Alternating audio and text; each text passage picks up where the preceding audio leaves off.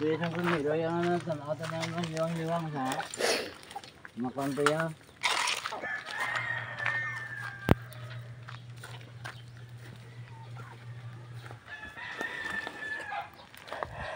Dito sa pagpinta mo.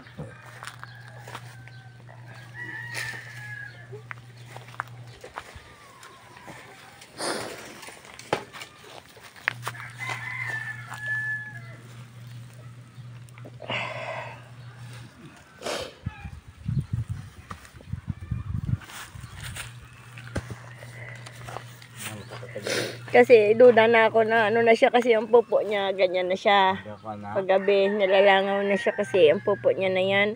Tapos diba aso siya na anak.